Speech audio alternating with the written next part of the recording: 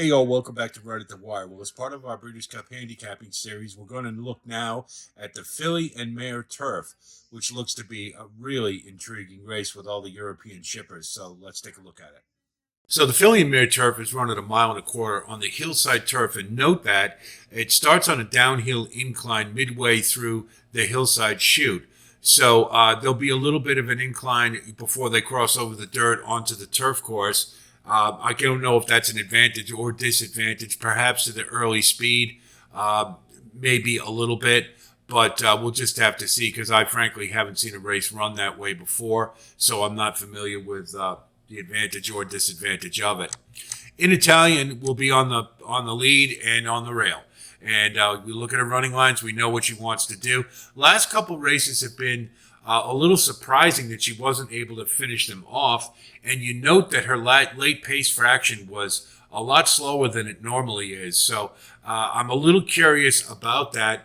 I could understand the Diana, I guess, a little bit. It looked more of like a riding error. But the First Lady just didn't seem like she just didn't have enough to get the job done. Gina Romantica did run a good race that day, but in Italian at her best, should beat Gina Romantica. It may have been a tune-up for the Breeders' Cup. That's true, too.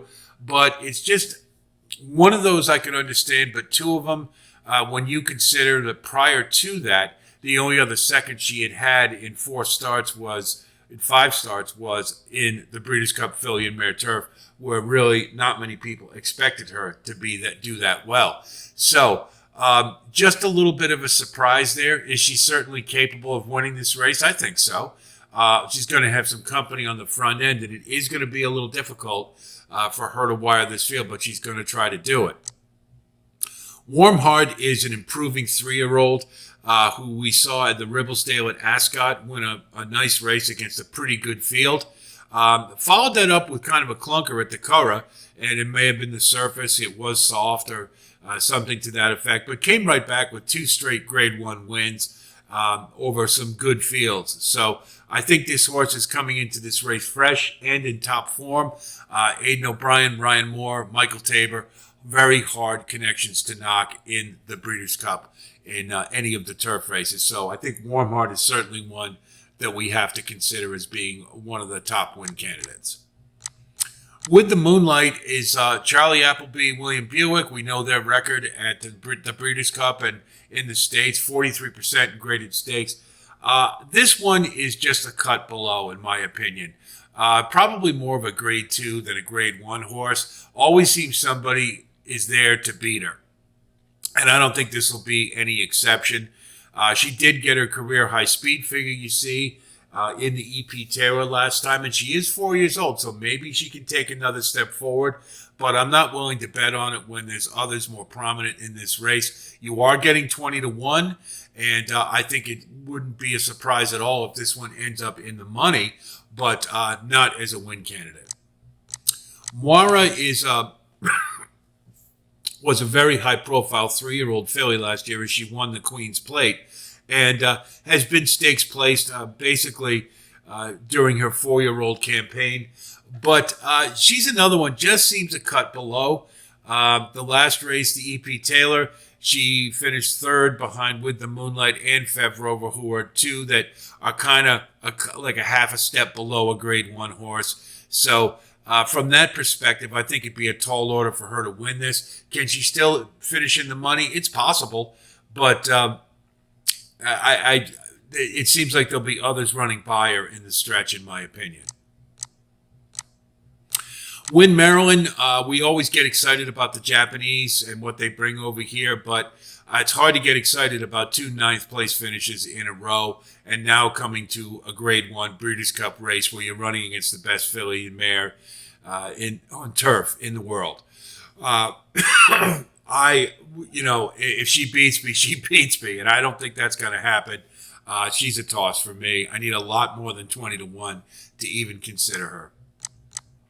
In Spiral, John Gosden does not bring horses over to the Breeders' Cup unless he thinks he can win. This is an outstanding filly. She's got Frankie Dettori in the irons. Came off a long layoff and ran a good second in the Queen Anne Stakes. Then followed it up with kind of a clunker in the Sussex, but it may have been the ground. It may have been a lot of things because she's just too good. The next two starts, she came right back. In the Sun Chariot, she really looked like she won for fun. Now, she's never been a mile and a quarter before. She generally runs at a mile.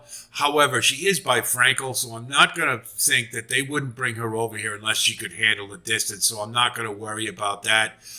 The Ascot surface for the Queen Anne was considered very firm by their standards. So she can run on firm turf. I'm not worried about that either. I just think she's an outstanding filly, and she'll be very tough to beat. Lindy, if you want an upset pick, I think that Lindy is the one. I really liked that QE2 Cup last time. She seems to be rounding back into the form she displayed in France and has acclimated herself well. She had been running mainly on soft and heavy turf over in France, but has been okay here. You notice both times it was good turf, so maybe we still don't know about the firm turf, but I would tend to believe that she'll be okay on it. And like I said, I really like that last race. And as a 3-year-old, she's likely to have another one in her moving forward. Third off the layoff. At 12-1, I think that's great value. And this is one that I will absolutely be using on my tickets and is a potential upset candidate. Rover is like a grade 1.5 horse, and almost grade 2 in my opinion.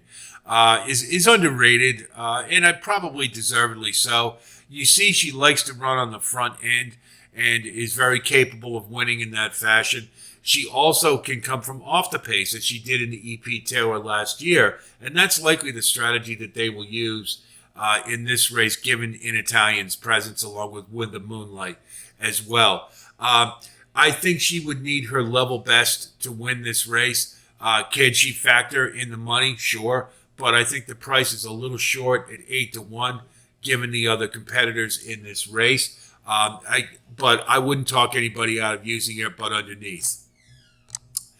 Didia is been just a win machine since she's come over from Argentina. She's won 5 out of 6, and the only one she didn't win, she came in second. This is an outstanding horse. I do wonder about the grade 1 caliber, though. You look at her front end or her top end, and it would need to improve for her to have a chance in this race. She is a very good horse, but the Rodeo Drive and the Breeders' Cup Filian May Turf, there's a pretty big gulf class-wise between them, and as we know, has been belabored, the California turf horses aren't the greatest, so I don't know that really tells us a lot about Didia, but she does like to win, and she does like to fight, and that means a lot. So I wouldn't, again, talk anybody out of using her, but particularly under. I'm not sure that she's a bona fide win candidate here. McCulloch is the longer the distance, the better, so this meets her between the eyes. You've got great connections here, and if this was at Saratoga, I'd probably upgrade her chances, but it's not. She's another one that is a good, solid stakes caliber horse. Grade 1, not so sure. I think she's probably more a grade 2 or a grade 3. And you see the way she likes to run, just rating off the pace. When you have that type of caliber horse stepping up in class, it's not often that they are able to succeed. She'll probably have to take further back and make a run at it late, and I'd like others for that job. So McCulloch at 15-1, yeah, maybe she can get underneath. And again, wouldn't talk you out of using her at that price, but you got to have a price in order for me to use her. Lumia Rock is one that has some quality. You see his stakes placed quite often. And the last of the Prix de l'Opera Longines, she lost to Blue Rose Sen. It was the same race that the last one we talked about. His name escapes me right now. I'm sorry. But I think it was State Occasion, who we're going to talk about, was in that race. But anyway, she, kept on well on the front end and was weakened late. No sin losing to Blue Rose Sen. Blue Rose Sen is a monster filly, so not going to hold that against her too much. The problem she has is that you got 2 or 3 other horses who all like to do the same thing as her, and I think given the 11 post, it's going to be a tall order for her to get to the lead. So tactically, from that respect, she's probably in a little deep water. 12 to 1, probably a pretty good price on this one. And usually uh,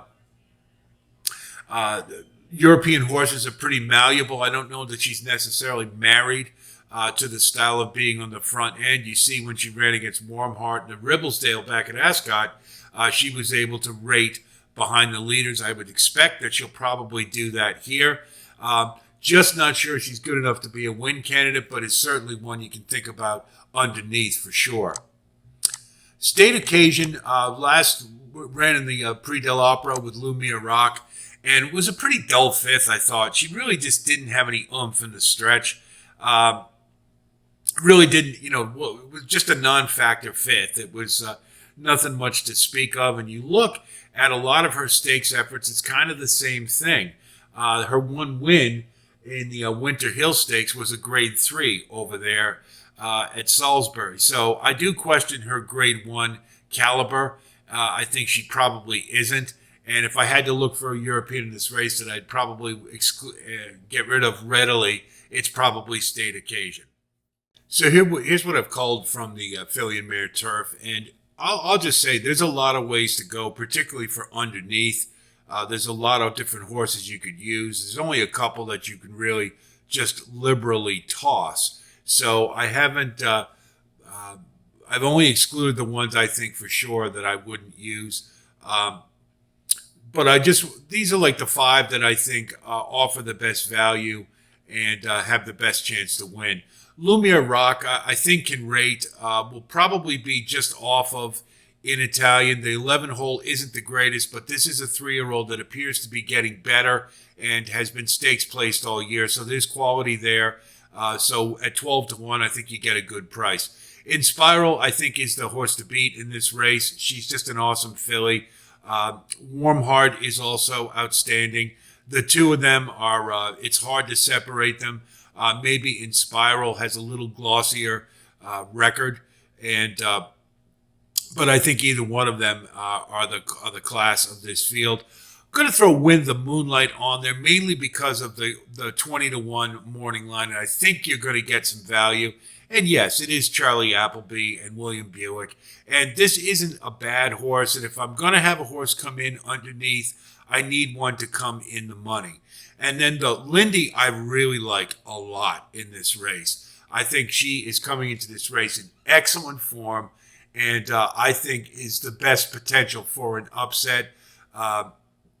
She demonstrated in France that she's of similar quality to In Spiral and Warmheart class-wise, and seems to be rounding back into that form, now acclimated to the States. So I think Lindy has a really good shot here. Can you still use In Italian? Sure, but those last 2 prep races kind of bother me a little bit, so I'm reticent. Fev Rover can rate and probably will, and maybe can get up, but I just don't like the price terribly much. And the same can be said for Didia. Didia is a really nice horse and a fighter, and I wouldn't fault anybody who wanted to put her on their tickets, but I just don't think she has the top end to win this race. But can she finish underneath? Absolutely. So that's the Filian May Turf. It looks like In Spiral's race to lose, in my opinion, but there are some worthy contenders, and I think it's going to be a really great race. So I'm looking forward to it. Hope you are as well.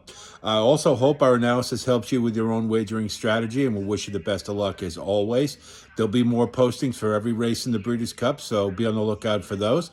And if you do like content like this, of course, please like and subscribe. And thanks to all of you who have recently signed up. We do appreciate it. That's it from here. Be talking to you soon. So until then, be well.